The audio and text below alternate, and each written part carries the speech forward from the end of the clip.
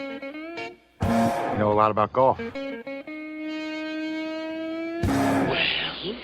we're waiting. And thanks for waiting all week. We've been kind of anxious, but we are here now. Those Weekend Golf Guys, John Ashton in studio, Jeff Smith from the Plain and Simple Golf School, the Golf Cave at Columbus. We have a fantastic show coming. Not that the others haven't been, but this one is actually more outstanding than you've come to expect from us. We have not only Jeff and I mean, who needs more than that, but just in case, we have Dr. Gary Sales, the head doctor, the psychological guru, the man who can cure what ails you. Get on the couch, he'll shrink your head. Yes, the head shrinker. He's coming up a little bit later on. And we're also going to talk to a man of whom you may have heard. His name is David Leadbetter. He's a teacher of some renown out there, so I understand. But, yeah. Okay, like one of the greatest golf teachers, not only in the world, but in history. Have we set the bar so low that this is what it takes to be a great show? Is that what we've done to ourselves? No. You have to. Okay, maybe. Lowered the bar. Yes, but now we're raising it again. This is going to be a hard one to follow up with. But anyhow, that Dr. Gary Sales and David Leadbetter coming up a little bit later on in this week's Those Weekend Golf Guys show, and hope you'll hang out for that. And thank you for coming along. And if you are one of the myriad who have downloaded our free app for your smartphone, whether it be iPhone or Android phone, if you have yet not done so, please do it now. We can wait. Okay. And also thoseweekendgolfguys.com, Facebook.com. Hey, you really need to like us on Facebook, because when you hear from Mr. Leadbetter, we're going to ask him to do us a favor through our Facebook page, and you may be able to get yourself a collector's item right then and there. So, man, I want to tell you something. I was looking through one of the online golf sites that I look at on a regular basis, and they had a list. And it was a top 10 small towns for golfers. Oh, yeah. And they had all kinds of towns you never heard of, right? And it's based on how nice it is to live there and how close it is to great golf courses, et cetera, et cetera, et cetera. But these guys don't have a clue. And you know how I know they don't have a clue? Tell me. French Lick was not on that list. What? Yeah, I mean, you get a small town. I mean, and French Lick qualifies as a small town. That's one of those, you don't go to French Lick unless you're trying to go to French Lick. It's kind of. They're big enough. They got a McDonald's. They got street signs. They have a stoplight. Come on. Yeah, they've got two now, don't they? Big enough. No, one's blinking. Okay, never mind. That's an almost stop. But they do have a McDonald's and a Dairy Queen. And they've got two of the greatest golf courses you'll ever set your feet on. Exactly. They've got the Pete Dye course and they have the Donald Ross course in the town itself. And then they've got the Bendelow course down there, the 9-hole Tom Bendelow design. Yeah. It's a beautiful track. It is, and it's close to Jasper, where you can go to Sultan's Run. It's what, 20 minutes down the interstate or one of the state highways. You can get to Fuzzy's courses, both of them. It's an hour from Indianapolis. It's an hour. You need to send them a note. An hour to Evansville, and it's small town America. Yeah, these guys are just outrageous. So I hope they don't take offense. I have put their list up on our Facebook page at facebook.com/golfguys with a note that these guys are clueless. I don't know how many of their other lists we can trust, but they do have some other lists. I know you've got one. They missed the boat on that one. On the top 10 worst golf partners. Oh yeah, the top 10 most annoying golf partners. Yeah. Was my name on there? No, they didn't list you by name. Okay. But they were trying to be kind. Yeah. Names have been replaced to protect the innocent. They just call people what they are instead of who they are. Like Mr. Angry. Oh yeah. Playing with that guy first. He's just like the volcano. The first sign of a poor shot, and the guy just he's blowing up, screaming and hollering. It's like something else is really wrong in his life, and he's taking it out on the golf course. Right. He's one of those. He's the guy that's throwing the clubs on the first hole. Yeah. And you're like, wow. Saw one of those guys yesterday. Took a mulligan off the first tee, and they both went into the woods, and he started beating the ground with his driver going, the ground really wasn't responsible for it. They got Mr. Mood Swing. 1 second he's Mr. Doom and Gloom. Oh, golf is the worst thing I've ever seen in my life. And I'm going to kill myself. I'm going to sell my clubs. This is awful. Get me out of here. And then he chips one in. And next thing you know, hey, this is the easiest game I've ever played. I'm going to play again tomorrow. Yeah. I can do this all day long. That guy. They got a couple of them listed too. It's pretty good. The rules guy. Oh, yeah. That really doesn't know the rules, Right. The guy that comes up to you and, when you taking a practice swing and then you set your club behind the ball on the tee and it tips it over and you go, yep, that's one. Play it where it lies. There's one. Yeah. Yeah. He's the guy. Yeah, he's the guy that when you brush some sand off the green out of your line, he starts to tell you can't do that. That's in your line. You can't touch it. Like, it's sand. It's a loose impediment. You can move that. Yeah, I hate those guys. They don't get asked back a second time. No, they really don't. No. And then, the coin jangler, Mr. Nervous Hands. He's the guy that whistles when you're taking your shot on the tee, and he's the guy jingling his coins in his pocket. I always found a well-placed sneeze or cough works quite well, and you can always blame it, on, no, I didn't do that on purpose at all. What I want to ask you about is how would you take the guy who, after you've hit a few shots in the middle of the fairway, goes, hey, if you ever want to sell those irons, what are you trying to say, buddy? I'll take $1,000 for you right now if you really want them. And I'll just go drink heavy. I'll meet you back in the pro shop when we're done. That's it. Facebook.com/golf guys. You can always go there, and prolific poster, Mr. Jeff Smith, always puts a lot of great stuff up there. And again, go there and like us because it's going to profit you almost immediately. And we'll explain that after we talk with David Leadbetter, who is coming up in just a little bit right here on Those Weekend Golf Guys Do Hang Out, powered by Golf Talk America. When our water heater broke down last month, it was a nightmare. It took 5 hours for the plumber to show up, and he charged us a couple of $100 just to come out. Then it cost another $1,800 to put in the new water heater. By the time it was all said and done, I felt like I'd been taken. But what else could I do? The smartest thing you can do is get a home warranty from American Residential Warranty. Their home warranties pay to repair or replace all your major appliances when they break, and they will break, and at the worst possible time. Call American Residential Warranty right now for free information on home warranties starting at just pennies a day. Don't wait for your refrigerator to stop running or your ceiling fans to stop turning. Call American Residential Warranty right now. Ask how you can save up to 50% on washer and dryer coverage. Just call 1-800-616-4030. That's 1-800-616-4030. Again, 1-800-616-4030. Call now.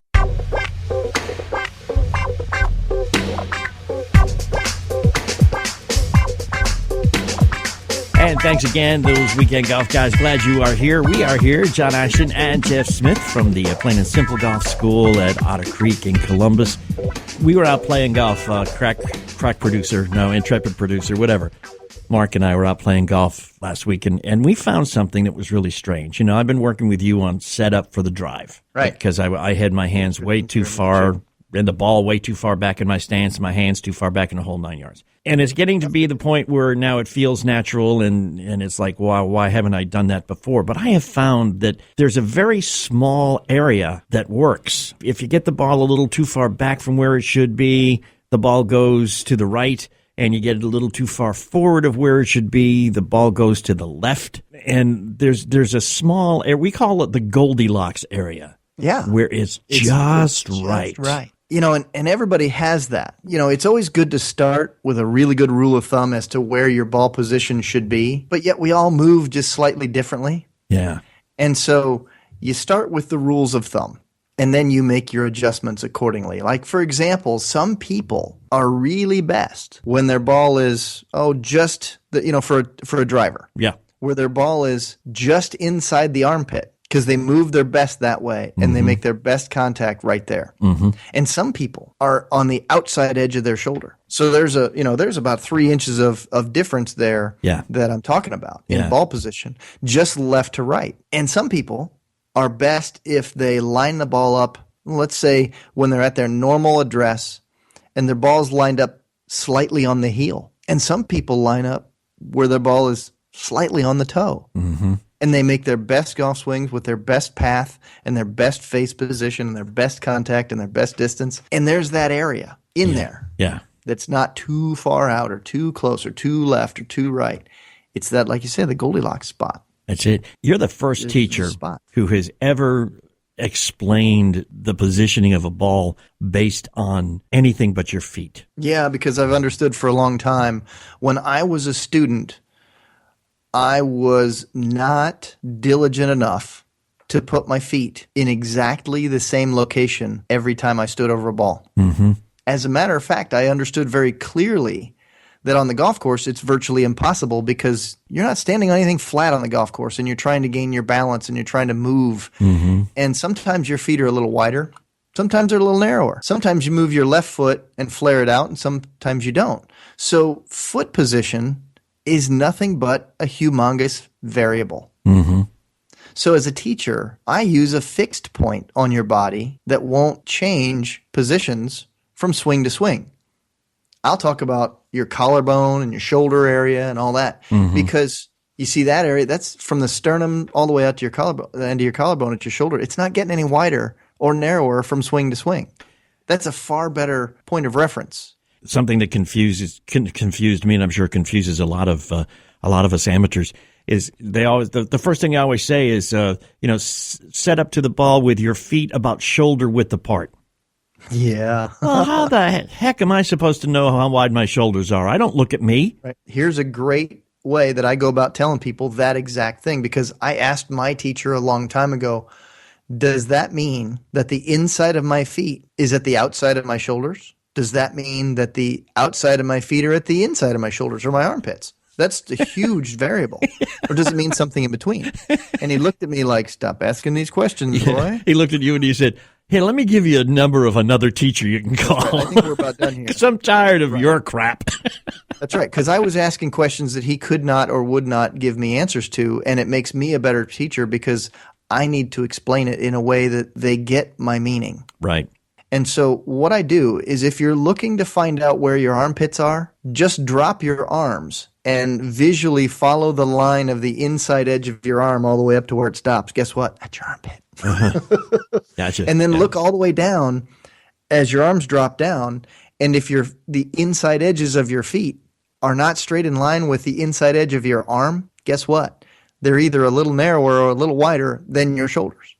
It's really simple. Right. But then again, but you have to have something that's a visual point of reference that is fixed. Right. But then again, that is different on different shots. You want, like you said, if you need more balance, you need more stabilization, you can spread your feet out a little bit or keep them clean. You got to start someplace good. Rule of thumb. For power purposes, where should your feet be? How far apart should they be? Or is that another variable from player to player? It's another one of those, it depends. Okay. Because every one of us is different. So in this, hey, I can't give you a direct answer stuff. For power, for most flexible people, the feet would be a little bit wider so they can wind up their body and then unwind their body fast, and they had a bigger base to hold that together. Because if you tried that with a narrow stance, you'd tip over. You'd fall over again. Yeah. Right. Yeah. But there are some people who are not quite as flexible, and they need more stability in the legs, but they don't move and they won't rotate back enough that a big, a wider stance would just provide a leg angle would be too much, where the feet would be too far out from the hips. Then that leg angle would actually stop them from rotating more. It would be a resistor. So those people wouldn't max out then. Okay. The people that couldn't rotate very well, they don't need anything else that slows that down. So it depends. And this again points up the reason why getting your instruction out of the back of a golf magazine probably isn't the best, because it may or may not work for you, because they don't approach things with a "it depends" idea. They're chiseled in stone. So yeah. And this is one of the conversations that you and I've had before of why is it that I don't produce too many golf instruction videos anymore. I don't know who the receiver of this information is. Well, let me tell you about somebody who does put out a lot of videos and writes books and everything. His name is David Ledbetter, and he is going to be our guest coming up in just a little bit. Also, we're going to delve deep into the mind of the golfer with Dr. Gary Sales. And he can really get people thinking the right way. He can, and he's coming up next right here with those Weekend Golf Guys. Hang with us.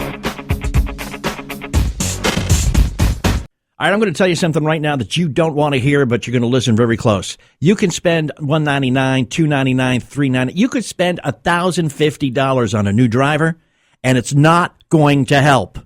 Like I said, you don't want to hear that because you go, oh my goodness, I just spent all this money. Now, a lesson, now that could help. But these drivers that are designed to give you more yardage and straighter, they're all designed for pros. They're designed so amateurs can use them, but they are designed for pros, for very good golfers, which most of us ain't. Maybe you don't want to hear that either. But here's what you can do. High heat drivers.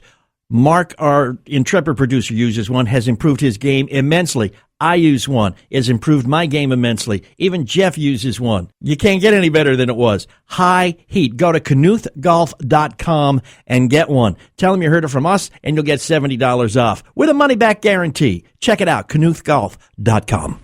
When our water heater broke down last month, it was a nightmare. It took 5 hours for the plumber to show up, and he charged us a couple of $100 just to come out. And then it cost another $1,800 to put in the new water heater. By the time it was all said and done, I felt like I'd been taken. But what else could I do? The smartest thing you can do is get a home warranty from American Residential Warranty. Their home warranties pay to repair or replace all your major appliances when they break, and they will break, and at the worst possible time. Call American Residential Warranty right now for free information on home warranties starting at just pennies a day. Don't wait for your refrigerator to stop running or your ceiling fans to stop turning. Call American Residential Warranty right now. Ask how you can save up to 50% on washer and dryer coverage. Just call 1-800-616-4030. That's 1-800-616-4030. Again, 1-800-616-4030. Call now. Hey, this is Jeff Smith to talk about one of my favorite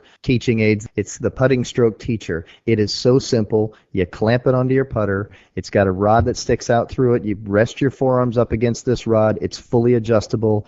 You make your stroke. Your forearms are level.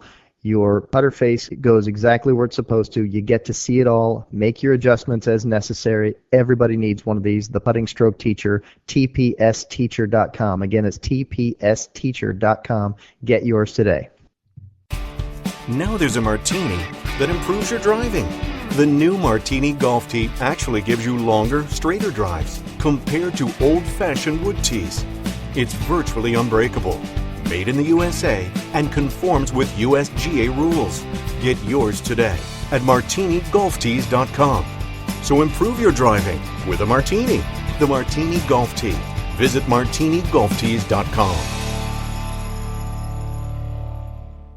Tired of paying outrageous prices for Viagra? Well, we have great news for you. Now you can finally get Viagra at huge discounts. Healthy Man allows you to save up to $500 on Viagra. Why pay U.S. pharmacy prices of $15 per pill or more when you can get Viagra for less than $3 a pill? Call today and get 40 Viagra pills for only $99. This can cost as much as $600 at your local pharmacy. You can't afford not to call us. If you want Viagra at the lowest prices, never pay $15 a pill pharmacy prices again. Get Viagra for less than $3 a pill. Call 800-554-4183 today and save up to $500 and get 40 pills for just $99. Healthy Man is fast, easy, and affordable. Operators are waiting at 800-554-4183 to take your call now. Call 800-554-4183. That's 800-554-4183. Again, 800-554-4183.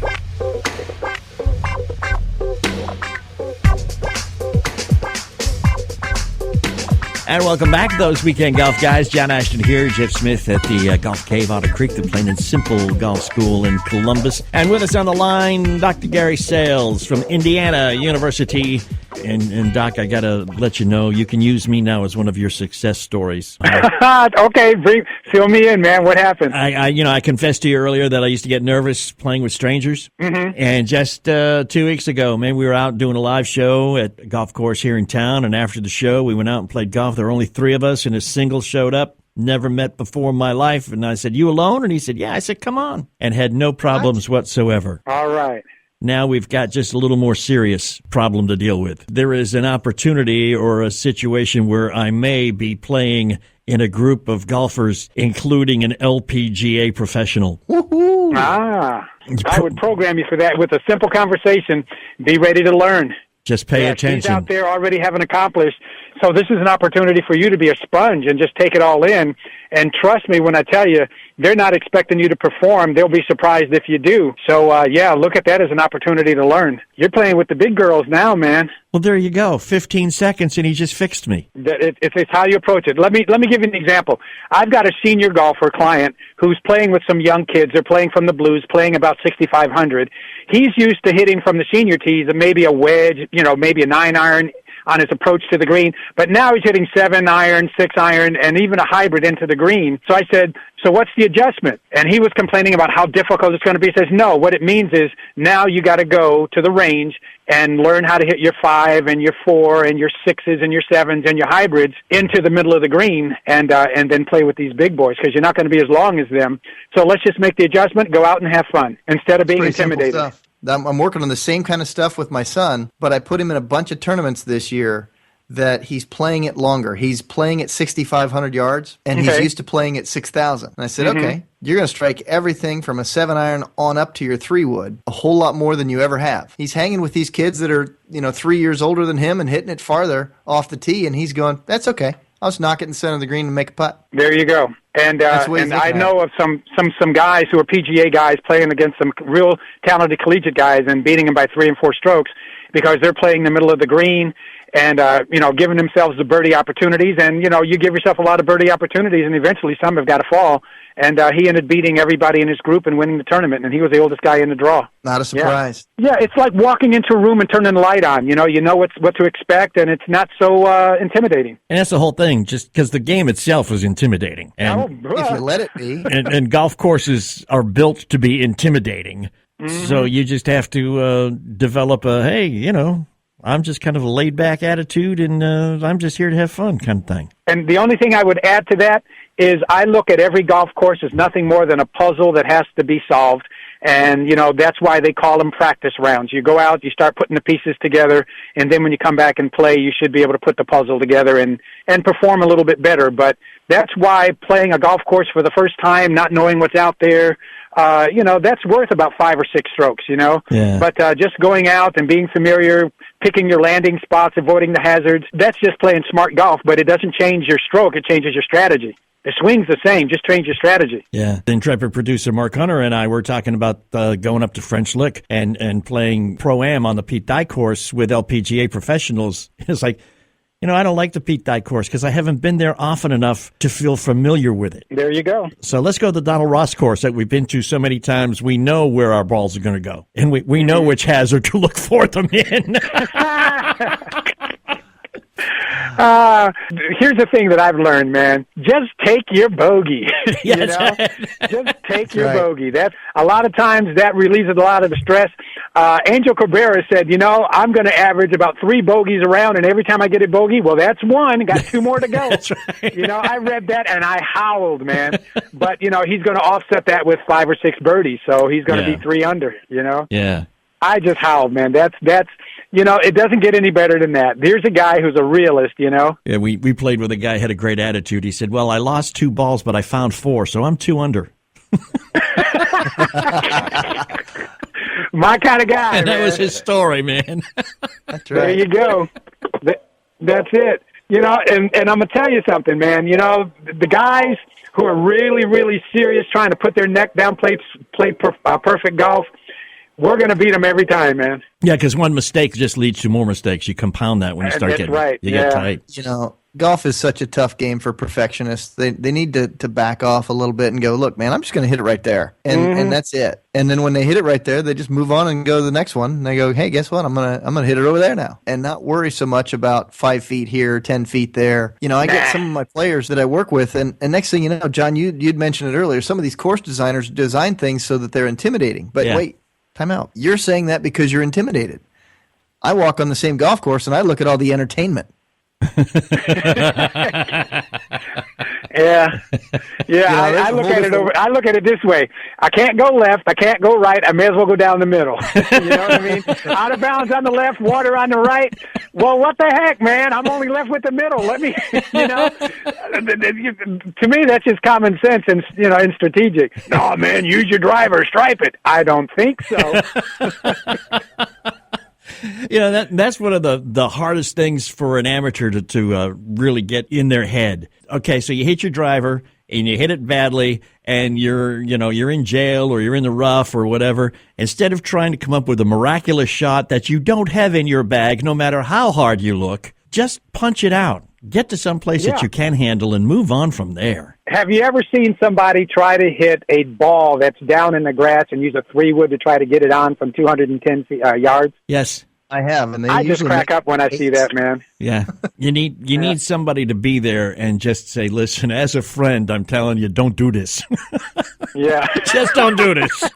I have not if there's a skin on the line, or not if there's a bet on the line, and say, "Yeah, man, that's a good shot."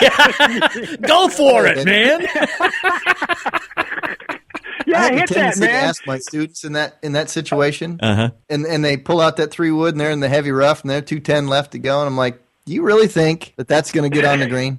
And they were like, well, no, I'm going to knock it up there, though. I'm like, so you're saying that you're not going to knock it up there now on this one. So which 2 shots do you want? Because this doesn't seem like one of the ones that I would want if it's going to take me 2 shots.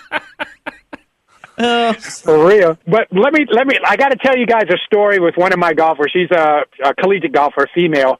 She hit a drive, and it didn't land in the fairway, but she could advance the ball to the green. She was close enough to get it out, and it wasn't even a bomb and gouge. It just didn't land and she was in the second cut. So she's upset with herself when we walk up to the ball because it didn't land. I said, look, what are we playing for? Our performance goal was greens in regulation. That's number one. So the ball's not in the fairway. It's over here in the rough. Can you get it on the green? Yes. Then it was a good shot. She says, no, it wasn't. It was a good shot. Yeah. I says, can you get yes. You can get your green, so it was a good shot. Well, remember what Tiger said? He was quoting, I think it was Bobby Jones, with the full swing, he might hit 2 perfect shots in a round of golf. Just 2. Wow. And at the time, Tiger was in his prime, and I'm thinking if the best player in the world can hit 2 perfect shots in a round of golf, who am I to complain when I don't get any? That's right. Who am I to complain when I don't get any? Hey, I only hit two fewer than Tiger. Come on. Tiger's 2 strokes better than you are? That's great. Talk to Gary Sales, man. I wish we had, we're going to have to do a whole show with the doc, man. Because it's just so much fun to have him on, and the time goes so fast, but it already has, and we appreciate you spending some time with us here, man. Now go back to teaching kids who are actually paying tuition. Okay? Hey, thanks for having me on. I love you guys, man. I love your show. Appreciate it. Dr. Gary Sales. All right, now. Hang with us. We will be right back. Don't you move. All right, I'm going to tell you something right now that you don't want to hear, but you're going to listen very close. You can spend $199, $299, $399. You could spend $1,050 on a new driver, and it's not going to help. Like I said, you don't want to hear that because you go, oh, my goodness, I just spent all this money. Now, a lesson? Now, that could help. But these drivers that are designed to give you more yardage and straighter, they're all designed for pros. They're designed so amateurs can use them, but they are designed for pros, for very good golfers, which most of us ain't. Maybe you don't want to hear that either. But here's what you can do. High heat drivers. Mark, our intrepid producer, uses one, has improved his game immensely. I use one. It's improved my game immensely. Even Jeff uses one. You can't get any better than it was. High heat. Go to knuthgolf.com and get one. Tell them you heard it from us, and you'll get $70 off with a money-back guarantee. Check it out, knuthgolf.com.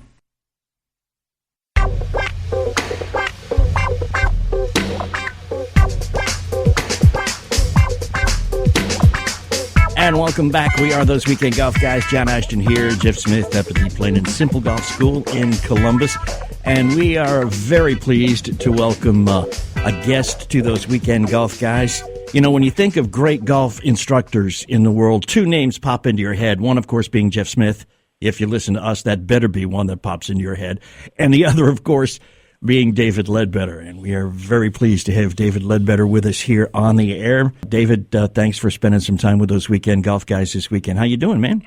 I'm very well, and thank you very much for having me on the show, guys. Hey, you're quite welcome. And you can tell by his accent that he lives in South Florida.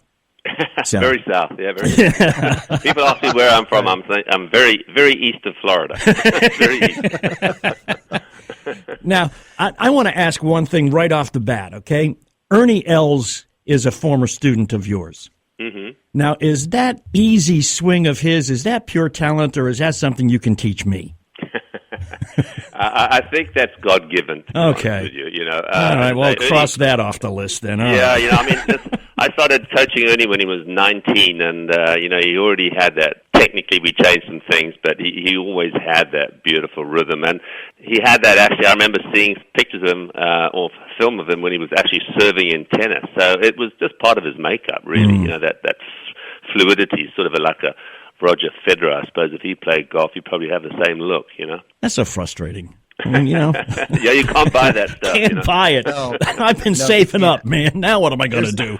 Here's a guy whose shoulders are so broad, and David, you've certainly seen him up close and personal, and as have I. His shoulders are so broad that when he wears a horizontal striped shirt and he makes that massive shoulder turn that he makes, it looks like an airplane taking off.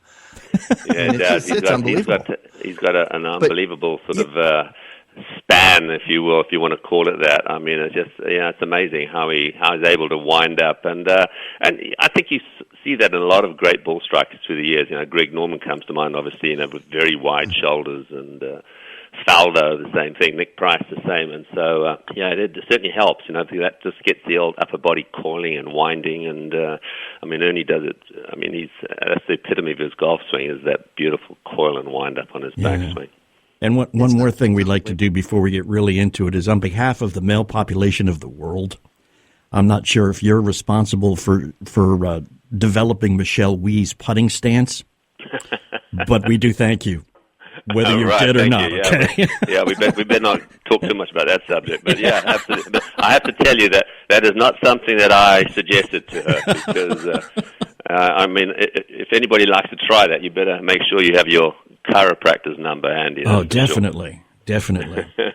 How difficult is it to get a guy like Nick Faldo or Nick Price or any of the guys who've gone on to be superstars in the golf business and change what they're doing? Well, I mean, every case is different, and it is amazing. I mean, look, you get some players. I mean, with a Nick Faldo, we changed a lot. Nick Price, we didn't change that much. It's subtle changes, shall we say, and it's all about understanding the swing, and each player understanding their own swing, I should say, and it's. I think as a teacher, you have to be very instinctive. I mean, if you look at, say, Butch Harmon, I mean, Butch is a great teacher, but a lot of the players he teaches really haven't changed their swings that much. If you look at, Phil Mickelson, I defy anybody to say, hey, there's a lot of changes in his swing since he started working with Butch. But what he does do, he works on the things that they know that work, and they keep working on it. So I think people sometimes get an idea that a teacher is going to change everything completely, and that's not the case. And in fact, the less you change, obviously, the better, because if you've grown up with something, you really pretty much want to stick at it, if you can, if it's working, and just enhance it. And so I think that's the key to teaching, is really being able to change as and depending on the individual that you're working with. And so, as I say, some players, Lydia Coase, we have changed somewhat. Michelle Wee, no. Just pretty much, she's got some of the traits she had, or most of the traits she had when she was 15. So it is a case of looking at each individual case, I think. Well, you are one of the premier golf instructors in the world, in history maybe. I'm a mere student, and ask Jeff, not a very good one to begin with. So what I'm going to do is defer, and I'm going to let Jeff and you talk about teacher stuff. All right. Okay. Yeah. David, I've been a teacher for about 20 years, and I've learned an awful lot from your teaching. Not just the DVDs that you've produced, but you have been a world-class teacher of teachers. There are many influences that you have, and you have shared your experience with an awful lot of people. So first, thank you very much for all of that. You're 30-plus years as a teacher. But some of the things that I've learned and that other people have learned, how to use video better. You were somewhat of a pioneer in the use of video and doing it well. And how you used it certainly shaped how an awful lot of people taught the game. How do you think that when you started to develop using some video, how do you think you changed as a teacher? Well, yeah, that's a very good question, and thank you very much for those kind words as well. But I think that, look, if it wasn't me, it would have been somebody else. I mean, video was coming, and we can see what it's led to now with all the obviously technology we have around to assist us. And in the end, they are tools after all, even from TrackMan to force plates to you name it. They are tools which actually help in getting the message across. So I think more than anything, golf is a difficult game from the standpoint of what we feel we do and what we actually do, as we know, are two different things. And so I think video, was really enabled us as teachers to be able to explain it in a much simpler fashion and make comparisons and to see improvements. And now, obviously, we can quantify it with numbers now with TrackMan. But I think it enabled not only for me to sort of, because I've been a very instinctive teacher, and I sort of I'm very visual, and I get a picture in my mind of how I think a person should swing.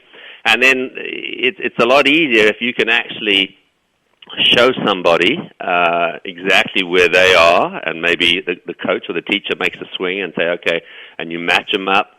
It does help, obviously, visual people a lot more than anything else. I've had players actually who are not particularly visual; they're more kinesthetic.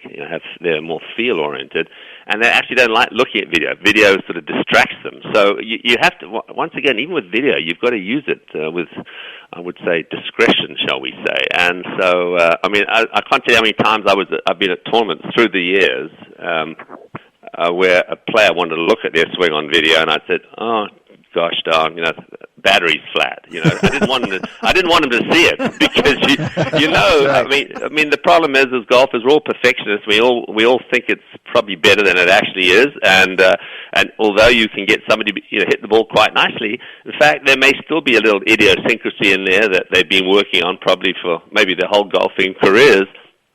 And yet, players, as I say, it's a very fickle game, this instruction, as we all know, as you know, Jeff.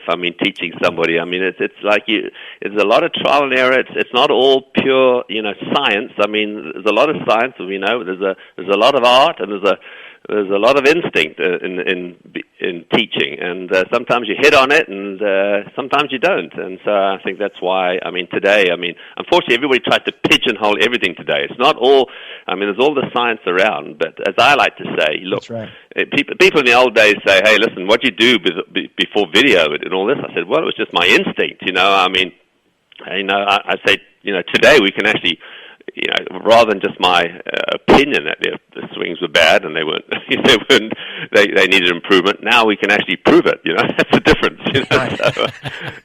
And so it's a case of how you get the message across. And video obviously is a tremendously helpful tool, and it certainly was a big boon in teaching for everybody, really, for all teachers. I would agree. I have spent an awful long time with a camera, and I have spent an awful lot of time trying not to show that to the student. I've found that many students, as you mentioned, they get distracted. Some people get obsessed by a certain thing, and some people get distracted by other things. There's examples of, if you use with a beginner, and sometimes you don't know who they are as a person yet. And they may feel like, boy, I look a little heavier than I thought I should look. Yeah, that's one of the common things. Yes, I remember. Yeah, the camera adds 10 pounds, guys. A very funny story. I had a couple. They were an elderly couple, and the lady was a little overweight, and we put them on video there. And she berated her husband for about the whole lesson. Why actually he let her wear stripes when he knew she was going to be on film. David Ledbetter is our guest here on Those Weekend Golf Guys, and you have a new book out called The A Swing, and Jeff used to tell me that I have an A swing. The A stood for awful. I have an idea that that's not what it stands for in your new book, but we are going to come right back if you'll hang with us through the break here, and we will discuss in detail the A swing and all of its ramifications. David Ledbetter's new book available now, and you need to hang out with us right here on Those Weekend Golf Guys, powered by Golf Talk America. Don't move.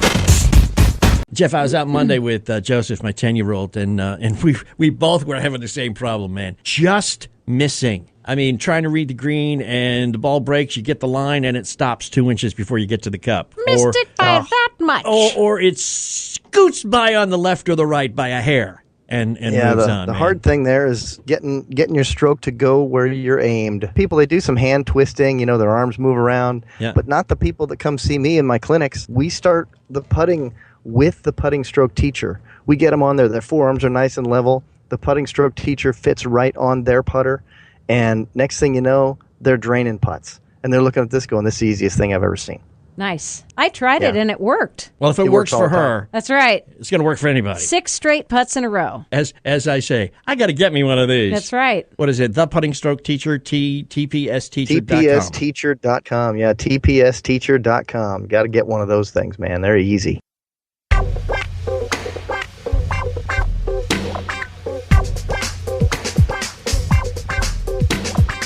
And welcome back, Those Weekend Golf Guys. John Ashton, Jeff Smith, and hanging with us through the break. Hope you did, because David Ledbetter did too. And he's got a brand new book called The A Swing. And one of the segments of the book I read there, David, was about a 7-minute practice session. And I said to myself, I think I could probably handle that. Because for most of us in my position, which is a purely recreational amateur golfer, the whole practice idea is it's time we don't have. We have to choose, are we going to practice golf or play golf? So 7 minutes and doing it, in my living room or my backyard or on the deck or whatever, that is something that doesn't intimidate me and doesn't turn me off. So thank you for putting it out that way. But once again, I defer to our teacher in residence, Mr. Jeff Smith, who understands the whole teaching aspect of this thing. As we look into this, in this alternative swing, it works for everybody. David, correct me if I'm wrong. You're not picking out a certain body type and that fits it, and really that's all. You're saying, hey, look, this is going to work for an awful lot of folks here. Yeah, well, that's absolutely right, Jeff. And let me say, from the outset here, look, it's really, I've never liked to be termed a method teacher. This is really an approach. It's an organic approach. The key really, A stands for alternative, and it's the alternative backswing more than anything else. I think, as teachers, physiologists, trainers, we all know sort of pretty much how the swing works these days. I mean, from how energy transfers from lower body to upper body to arms to hands to club. But I think one of the most difficult things, I think, for players of all levels, for that matter, is the backswing. I mean, I just think people work so hard for so many years trying to get a backswing, trying to get the club in position in order to make some sort of decent downswing. And so the essence of the A swing really is to get a simpler backswing whereby you can get in position to come down in a more synchronized manner, because the whole essence of the A swing essentially is that how you sync up your arms and your body. To me, that's the key for consistency. Everybody's looking for consistency. So if you simplify the backswing, and it's what we call a minimalistic backswing. In other words, there's less movement. Let's take Usain Bolt. Okay, he's in the news at the moment. Okay, now if he's zigzagged all over the track, okay, he wouldn't be having the times that he does. Okay, he'd be running 150 meters. Most people, okay, if you consider the backswing 100 meters long, most people do travel about 150 meters to get there. Okay, that's the best example I can give. So this is a much simpler way of getting the club to the top. So it synchronizes the arms and the body, and ultimately it allows the body to work better on the downswing and gets the club into the right position coming down. There's a baseball component to this. If you look at a batter in baseball, the bat's sort of somewhere up in the sky. They're waiting for the pitch. Okay, so it's almost say it's at 12 o'clock. As they move their lower body, the bat then flattens and shallows out onto the plane that the pitch is coming on. And that is, in essence, is really what we're saying with the A swing. I've always believed in having a more vertical backswing to have a shallower downswing. And so, yes, it does work with a lot of different body types. Some players can't get it as steep, and I liken it to, being from England originally, I like Indian food. And so, but when you order Indian food, okay, there's different degrees of heat or spiciness, shall we say. You get the mild, you get the medium, you get the hot, you get the extremely hot. Now, if you follow the model exactly for this A swing, it would be the extremely hot version. But even if you have the mild version, if you can simplify this backswing, we've suggested a slightly different grip from the traditional approach to how the grip should be undertaken. And there's no rotation of the club face going back. To me, so many amateurs, as they roll the club back, somehow they're going to roll the club back down again. So it eliminates that aspect of the swing. We've really tried to sort of simplify things. And, so many players have displayed traits of this A swing through the years. One of my favorite swingers of all time, probably the most accurate hitter in the history of the game, was Calvin Peete. Now, if you look at his golf swing, it looked a little strange, a little homemade, shall we say. I mean, he had a bent left arm because he broke his arm when he was a kid. But if you look what the club does, the club head never gets behind his hands. It always stays in front of his hands. And as he changes direction, the club shallowed down. And my goodness me, did he not get the club in a good position from halfway down through to after impact. I mean, he was no doubt the straightest hitter, I would say, in the history of the game. I mean, he led the driving statistics, fairways hit for 10 years in a row, averaging over 80% every year. I mean, it was just incredible. So, it's interesting. I mean, if you look at young Lydia Ko, she displays great traits of this A swing, and people are interested. I mean, it's a lot easier when you see it on video, and I say it's been out a couple of months, but the book has been really well received up to this point. I mean, we've had amazing comments. You just got to go on Amazon.com and and check it out, some of the reviews, and people say, hey, this is natural, this has been a lifesaver. I mean, I do a radio show myself, obviously not up to you guys' standards, but I do on Sirius Radio. I have one at 9 o'clock called Leadb's Locker Room. And we get people calling in about the A swing, and I had this one fellow saying, you saved my marriage because my wife started playing better, and she was going to quit the game, and I didn't want, that was just a sidebar. But I mean, we mentioned there, John, the 7-minute practice plan. Well, the problem is that most people do not have a lot of time to practice. And listen, if you want to get better, you've got to do a little bit of work. And so there's 6 little swing exercises, and we provide even a short club if you're worried about damaging your fancy artwork or chandeliers. A little short club you can practice with. You don't have to hit a ball. And there's 6 little swing exercises which take about 7 minutes to actually complete the whole program. It just develops a sort of feel or a muscle memory, if you will, whereby when you go out and play, and this is the ultimate, isn't it? When you go out and play, you're not really thinking about your technique, you're just thinking about hitting shots. And this, in the end, this A swing does help to produce a draw, and which is obviously the curse of 90% of the world's golfers, the fact that they're steep, over the top, swinging from the outside, and this does get the club shallowing, and that's the key. It gets the club on the right plane coming down with the arms and body more in sync. So in a nutshell, that's it. Over the years, you've created an awful lot of really terrific and specific training aids. But yet this one, you've got something called the boomerang. That is really nice. It sits underneath your right arm. Yeah, on the way back, and it keeps your arm in. Yeah, I got where I got the idea from. Obviously, a lot of times when we're trying to keep people connected, shall we say, with it be the right arm or the left arm, we put a head cover or something. And I used a putter cover, and I was using an Odyssey putter cover, and it had a magnet in it, and it fell out, and I just put my club head on, picked it up. Oh, that's a good idea. So this is what we actually made the boomerang with that in mind. It's got a little magnet in it, so you put it under your arm, and when it does fall out, which it eventually probably will do as you follow through, right, you just don't have to bend over. You just put it back under your arm. And lazy way to practice. That's right. And I would be the first one to tell you that might be the first training aid that John would be willing to use because That's of that it. magnet. No bending over. Sign me up. It really helps when you fold that right arm with a beer in your hand there, John. You just stick that right. It's right under your armpit there. It works perfectly. He's been watching. He has been watching. Yeah, and if anybody's interested, look, you just go to leadbetteraswing.com and just check it out. I mean, the testimonials are there, and I just hope. Listen, we know instruction, people have different versions of how it should be done and different opinions and points of view and so on. Look, I just hope that, I mean, we've seen a lot of great results. I've had a lot of teachers come to me and say, wow, this is really easy. I had a fellow come to me and said, I tried this out. He said, I was at the Ladies US Open, and he came up to me. He's one of the teachers, one of the golf professionals up in the area, up in Lancaster, Pennsylvania. He said, I tried it out. He said, I started hitting it so well, and I tried it with a couple of my members. He said, the word got around. He said, my lesson book is full for the next 3 months. He said, I just want to thank you. That's great, So right. I just hope in some way that the A-swing can sort of weave its way into the fabric of golf instruction, because it is a pretty easy way of swinging the club. And, after all, I mean, look, as we all know, look, if we can get people playing good golf and hitting the ball solidly, having more fun, they're going to stay in the game. I mean, that's the easiest way to keep people playing. Okay, forget about making holes bigger and all the rest of it. I mean, just get people hitting the ball better, having more fun, and they'll come back and play. Exactly, and there's usually that one great shot toward the end of a round that makes you come back the next time, anyhow, no matter how badly you've played.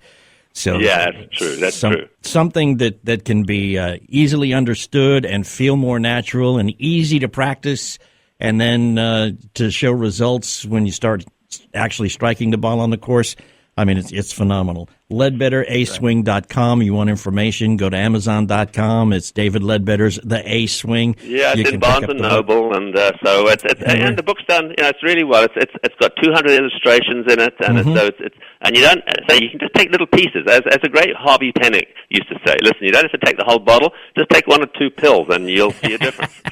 And the good news is, thanks to the generosity of Mr. Leadbetter, you can go to our Facebook page at facebook.com/golfguys. And sign up to win maybe an autographed copy of the A-Swing from David Leadbetter. So not only have a great book, but a collector's item to boot. Mr. Leadbetter, pleasure to meet you, sir. Well, thank you very much, guys. Leadbetter's Locker on Sirius XM Radio. You can catch him there, or maybe we'll have him back here if anytime. Grace us with his presence yet again. We are Those Weekend Golf Guys. We do thank you for hanging out with us, too. You can catch us anytime, thoseweekendgolfguys.com. Facebook.com/Golf Guys. You can follow us on Twitter at WKND Golf Guys. Download our app so you can listen to us on your schedule, not ours. You can get it for free, whether an Android or an iPhone. We got them both for you. And then we'll be back right here next weekend at this same time. Go out and play some golf, all right? Have a good week. Bye.